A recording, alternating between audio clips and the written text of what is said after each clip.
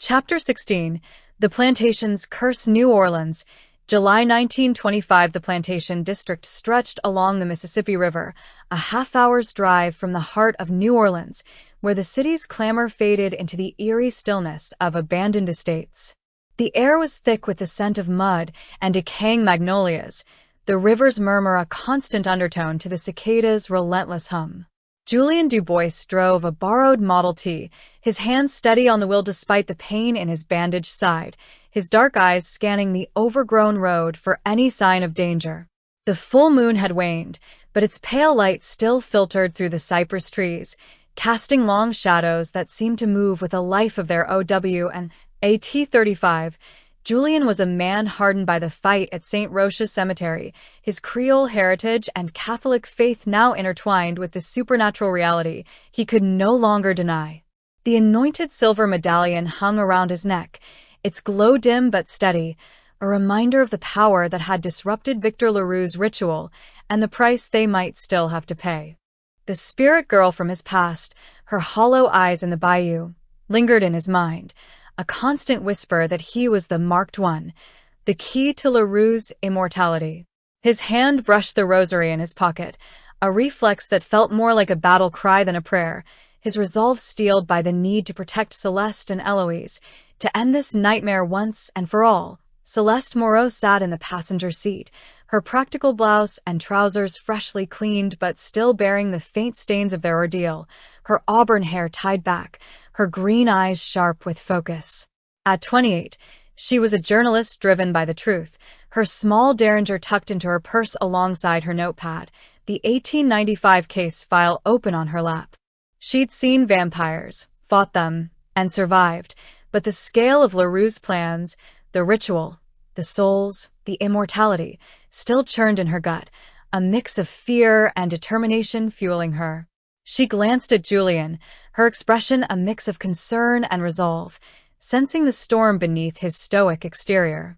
Eloise Dubois sat in the back, her red dress replaced with a simple blouse and skirt, her dark hair tied back, her beads clinking softly as she fidgeted.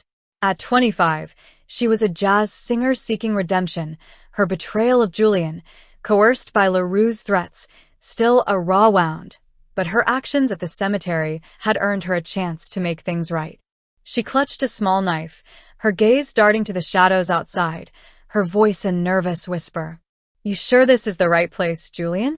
This don't feel right, too quiet." Julien nodded, his jaw tight as he slowed the car, pulling off the road into a tangle of overgrown weeds, the headlights illuminating a rusted gate ahead. "This is it," he said, his Creole accent soft but tense.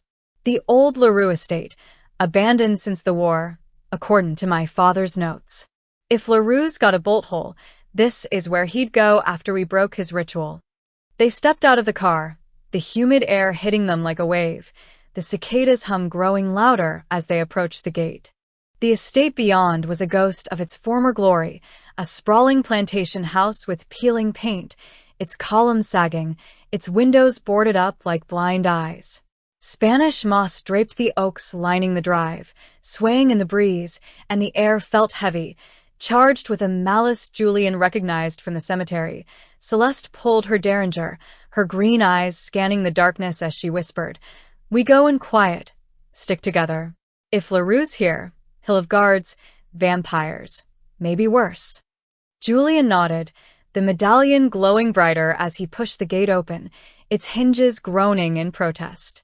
Eloise followed close, her knife at the ready, her expression a mix of fear and determination.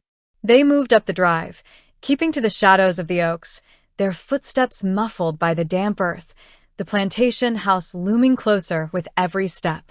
The windows were dark, but a faint flicker of light came from the back of the house, near what looked like an old carriage house, its doors ajar. They reached the carriage house, slipping inside through the cracked doors, the air inside thick with the scent of decay and blood.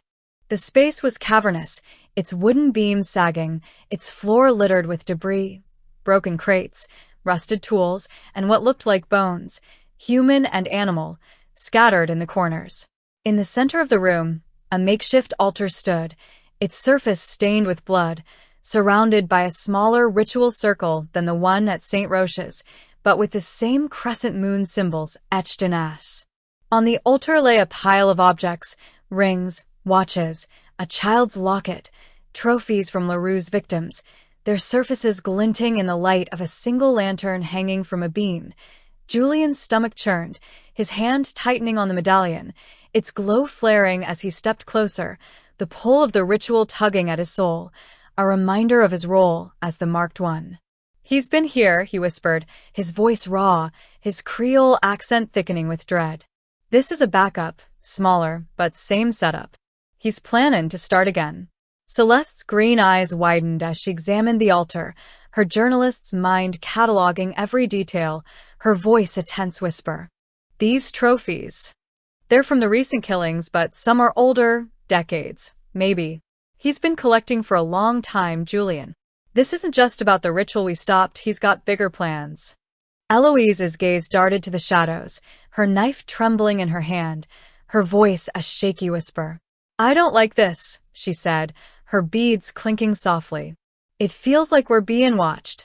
Before Julian could respond, a low growl echoed through the carriage house, the sound reverberating off the wooden walls, sending a chill down his spine. The shadows in the corners seemed to shift, coalescing into shapes, 3 figures, but not vampires. These were something else, their forms humanoid but twisted, their skin gray and mottled, their eyes black voids, their mouths filled with jagged teeth. They moved with a jerky, unnatural gait, their growls a guttural chorus that spoke of hunger and rage. "Ghouls," Julian whispered, his voice tight with recognition, his mind flashing to Mama Zora's stories of creatures created by dark voodoo, bound to serve blood drinkers, feeding on the dead and the living alike. LaRue's got more than vampires guarding him. The ghouls lunged, their claws slashing at the air, their jagged teeth snapping as they closed in. Julian raised the medallion, its light flaring brighter, burning the nearest ghoul as it reached for him, its skin sizzling as it shrieked in pain. He fired his revolver, the gunshot deafening in the enclosed space, the bullet hitting another ghoul in the chest, slowing it but not stopping it. Celeste fired her derringer, the shot grazing a ghoul's shoulder, drawing a guttural snarl as it turned its black eyes on her. "Eloise, the altar!" Celeste shouted, her voice sharp with adrenaline, her green eyes darting to the ritual circle. "Break it! Scatter the ash." Eloise nodded, her hands trembling as she ran to the altar, using her knife to scrape at the ash symbols, her beads clinking frantically as she worked. The ghouls snarled, one of them lunging for her, but Julian intercepted, slamming the medallion into its chest, its light burning through the creature's mottled skin, dropping it to the ground in a writhing heap. Celeste fired again, her derringer's last shot hitting the third ghoul in the head, black ichor oozing from the wound as it collapsed, its body twitching before going still. Julian dispatched the second ghoul with another shot, its body crumpling beside the first, the air thick with the stench of decay and burnt flesh. Eloise finished scattering the ash, the ritual circle broken, the altar's dark energy dissipating with a faint shimmer in the air. She stepped back, her chest heaving, her voice a shaky whisper. "It's done," she said, her gaze darting to Julian and Celeste, her beads still clinking in the silence. Julian's side throbbed, the exertion reopening one of his stitches, a trickle of blood soaking through his bandage, but he ignored it, his dark eyes scanning the room for more threats. "We need to find LaRue," he said, his voice gruff, his Creole accent softening with exhaustion. "He's close. I can feel it." Celeste moved to the altar, her journalist's curiosity kicking in as she examined the trophies, her fingers brushing a small journal tucked among them, its leather cover cracked with age. She opened it, her green eyes widening as she read the first page, her voice a tense whisper. "Julian, this is LaRue's, his handwriting, his plans. It says he's not working alone, there's a benefactor, someone in the city's elite, funding his rituals, providing victims. They're planning something bigger, a new order for New Orleans, with LaRue as its immortal ruler." Julian's blood ran cold, his hand tightening on the medallion, the weight of her words settling like a stone in his chest. A new order, he repeated, his voice low, his mind racing. That's why he's been collecting souls for decades, not just for immortality, but for power. We need to find this benefactor, stop them both. Eloise's gaze darted to the door, her voice a nervous whisper. We need to move, she said, her beads clinking softly. If LaRue's close, he'll know we're here. He'll come for us. Julian nodded, his jaw tight, his dark eyes meeting Celeste's, a silent agreement passing between them. Let's go, he said, his voice gruff, his Creole accent a soft cadence in the tense air. We'll find him. End this together. They slipped out of the carriage house, the journal tucked into Celeste's purse, the plantation house looming ahead, its dark windows like eyes watching their every move. The air grew colder, the cicadas falling silent, and Julian felt the medallion's glow flare brighter, a warning of the danger ahead. New Orleans was a city of secrets, and they were about to uncover its deadliest one yet.